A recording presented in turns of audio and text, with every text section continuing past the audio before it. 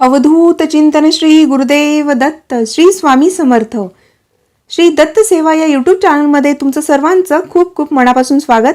जर गिरनारला जाणार असतील तर हा व्हिडिओ पूर्ण पहा आणि आवडला तर लाईक आणि सबस्क्राईब करायला विसरू नका. चला तर व्हिडिओला सुरुवात करूया. गिरनार गुरु शिखर हे जुनागडमध्ये आहे आणि गिरनारला कसं जायचं किंवा गिरनार विषयीचा व्हिडिओ देखील आपल्या चॅनलवर आहे. तो तुम्ही पाहिला नसेल तर नक्कीच पहा. आणि गिरनारला जाताना आपण कोणती काळजी घ्यायची आहे किंवा कोणत्या वस्तू आपण न्यायच्या आहेत किंवा कशा पद्धतीने आपण त्या ठिकाणी काळजीपूर्वक महाराजांच्या दर्शनाला जायचं आहे याविषयी आपण माहिती घेणार आहोत. चला तर व्हिडिओला सुरुवात करूया. तर गिरनार दर्शनाला जाताना आपल्याला गिरनारला पादुका दर्शनासाठी जाताना पहिल्या पायरीवर नतमस्तक होऊन महाराजांना शरण जायचं आहे आणि महाराजांना विनंती करायची आहे की गिरनार गुरुशिखर चढवणारे तुम्हीच आहात. गिरनारला आम्हाला जेवढ्या पायऱ्या आहेत तेवढ्या 10,000 पायऱ्या तुम्ही आमच्याकडून ते चढवून घेणार आहात हे महाराजांना आपण विनंती करायची आहे. आणि त्यानंतर पहिल्या पायरीजवळील जे चढवावा मारुती आहेत तर त्यांचं आपण अगोदर दर्शन घ्यायचं आहे. वेळ असेल तर त्या ठिकाणी तुम्ही मारुती स्तोत्रही बोलू शकतात, हनुमान चालिसा देखील बोलू शकतात. तर चढवावा मारुतीचं दर्शन घेऊनच गुरुशिखर चढायला सुरुवात करायची असते आणि आपण मारुतीरायांना विनंती करायची की आम्हाला जे आपण गिरनार गुरुशिखर चढणार आहोत तर ती चढण्याची आम्हाला शक्ती द्यावी अशी आपण प्रार्थना करायची. आणि त्यानंतर मग गिरनार गुरुशिखरच्या जे पायऱ्या आहेत तर पहिल्या पायरीला आपण नतमस्तक व्हायचं आणि महाराजांना विनंती करायची की गिरनारला तुम्ही इथपर्यंत घेऊन आलेले आहात तर गिरनार गुरुशिखरवर तुमच्या चरणांचं दर्शन घडविणारे देखील तुम्हीच आहात आणि आम्हाला सोबत तुम्ही घेऊन जा आणि आमच्या सोबत राहा असं आपण विनंती करायची आहे. आणि त्यानंतर पहा की गिरनार गुरुशिखर आपण ज्या वेळेला चढायला सुरुवात करतो तर चालण्यासाठी आपल्याकडे चांगली चप्पल असायला हवी आणि विशेष म्हणजे ती चप्पल आपण आपल्या नेहमीतल्या वापरातली असावी. कारण बऱ्याच वेळेला असं होतं की आपण जर गिरनारला जायचं असेल तर त्यावेळेला आपण शूज घेत असतात, काही जण शूज घेतात, काही चप्पल घेतात, काही सँडल घेत असतात. पण त्यावेळेला नवीन चप्पल असेल तर तुम्हाला तिथे त्रास होऊ शकतो. म्हणून शक्यतोवर ती आपण वापरलेली असावी. म्हणजे कमीत कमी त्या चप्पलवर आपण 15-20 दिवस तरी चालण्याची सराव करायचा आहे. चालण्याची सवय असेल तीच आपण नेहमीतली आपली चप्पल, शूज, सँडल जे असेल ते घ्यायचं आहे.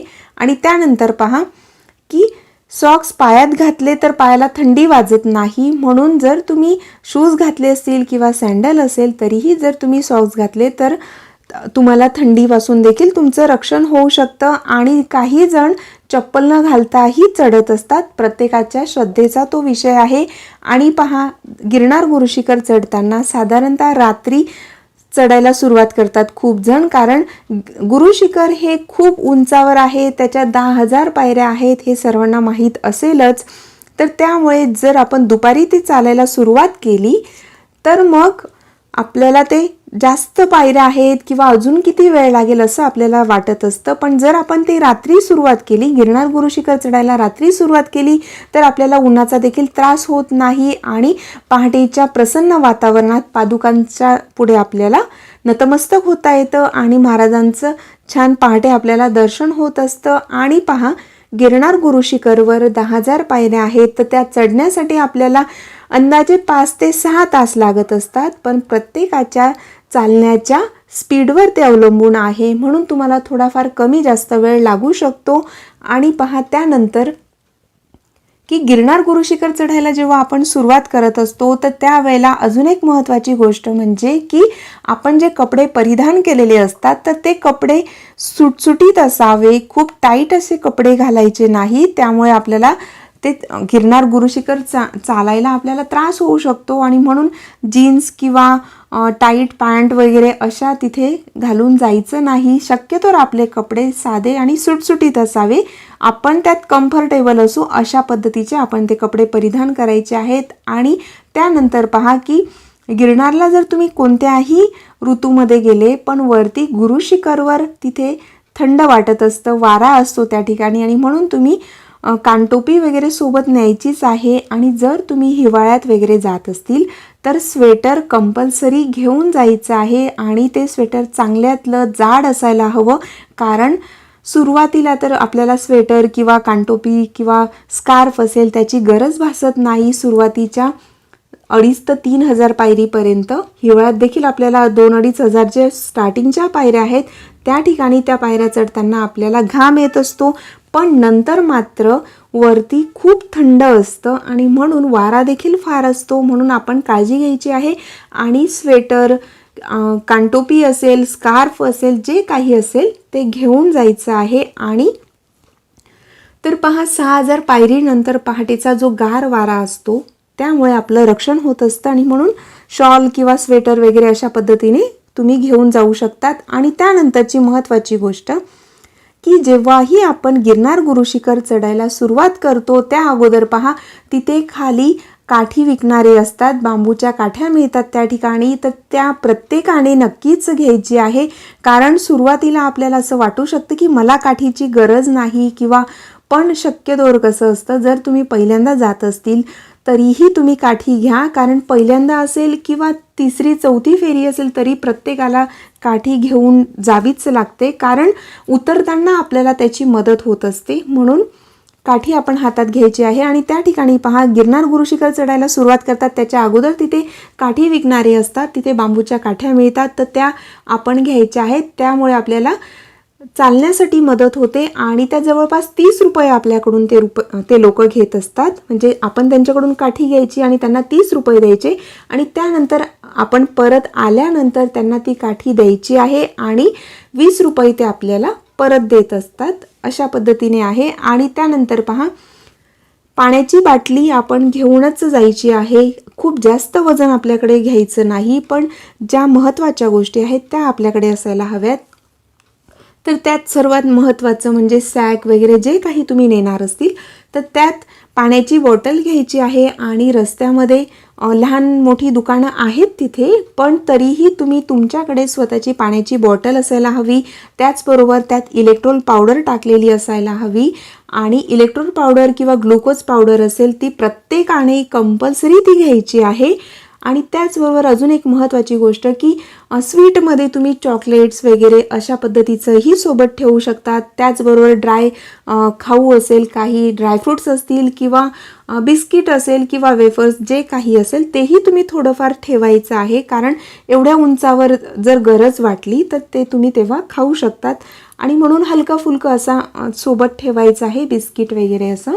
आणि त्यानंतर पहा की 300 पायरीनंतर खूप घाम येतो आणि त्यामुळे देखील विकनेस वगैरे येऊ शकतो किंवा थकवा येऊ शकतो. आणि म्हणूनच ग्लुकोज पावडर किंवा इलेक्ट्रोल पावडर टाकून घ्यायची आहे, जे तुम्ही पाण्याची बॉटल घेतलेली असेल त्यात.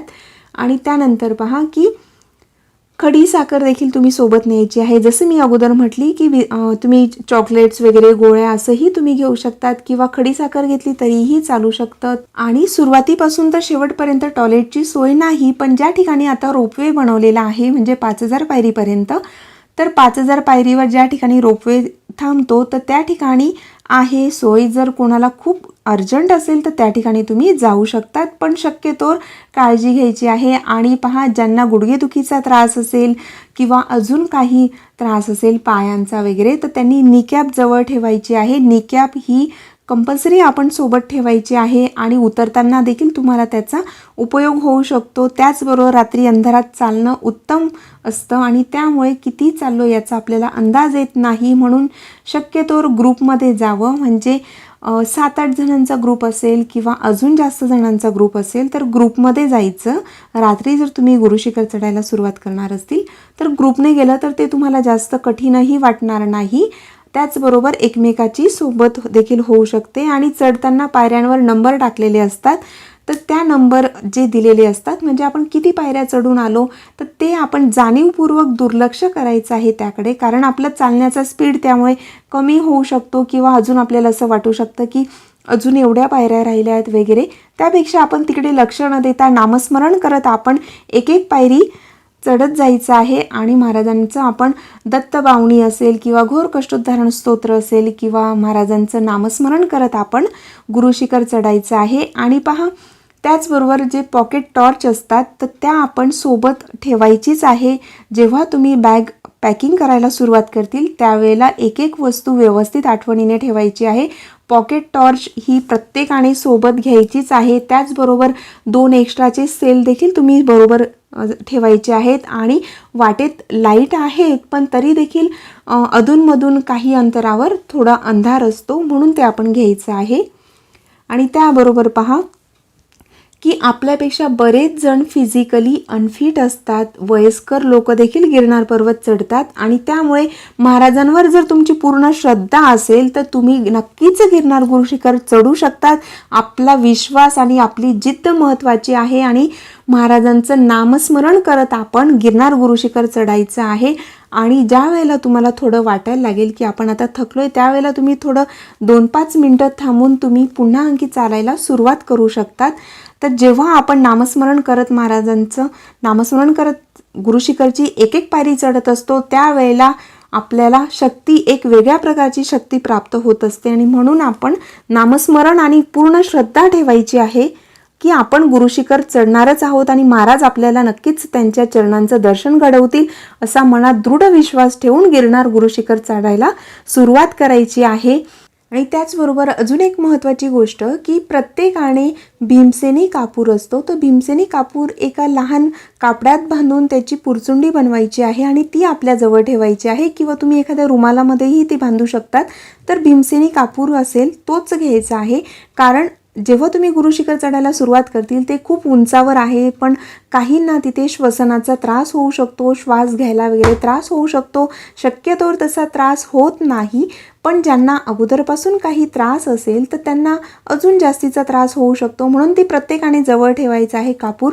तर ते हुमून देखील तुम्ही गुरुशिखर चढायला सुरुवात करू शकतात. म्हणजे जर काही त्रास झाला तर तुम्हाला त्याची मदत होऊ शकते.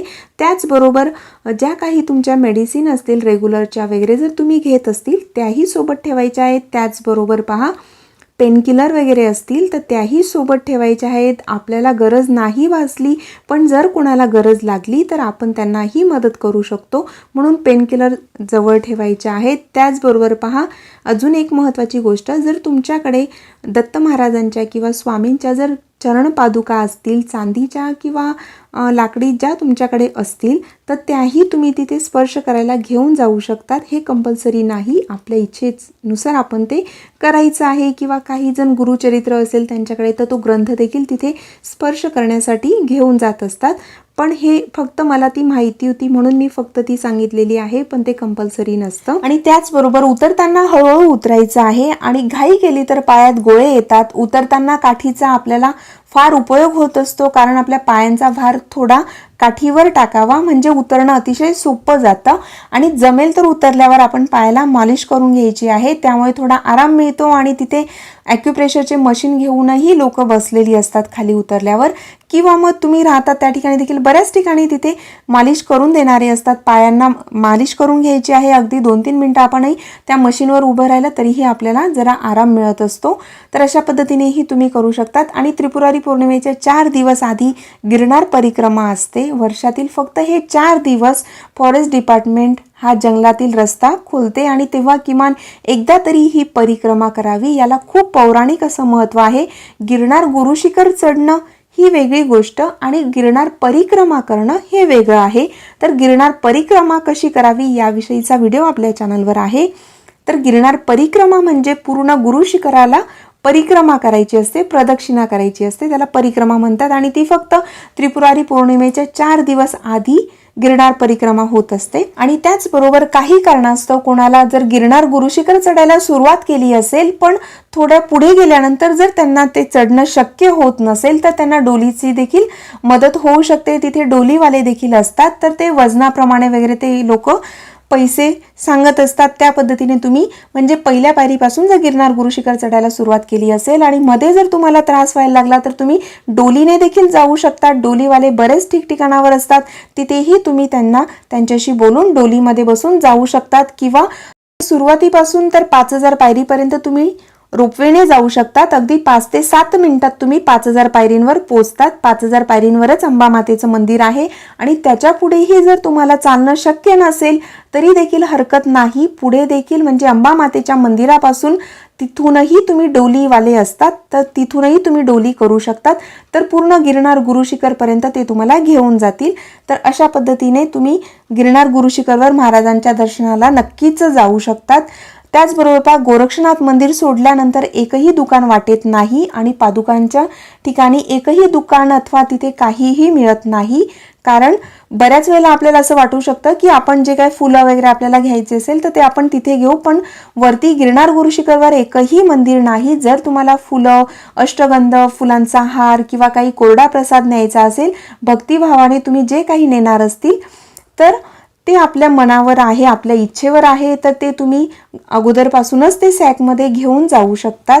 म्हणजेच अष्टगंध असेल, गंगाजल असेल किंवा हिना अत्तर असेल, धूप, उदबत्ती असेल किंवा अजून काही असेल किंवा वस्त्र असेल जे तुम्हाला महाराजांना तिथे अर्पण करायचं असेल, खडीसाखर असेल, ड्रायफ्रुट्स असतील, तर जो काही असेल फुलांचा हार वगैरे, तर ते तुम्ही अगोदरपासूनच ते घेऊन जायचं आहे सॅकमध्ये. तर म्हणजे गिरनार गुरुशिखर चढायला सुरुवात करतील त्याच्या आधीच ते तुम्ही घेऊन जायचं आहे सॅकमध्ये वगैरे असं.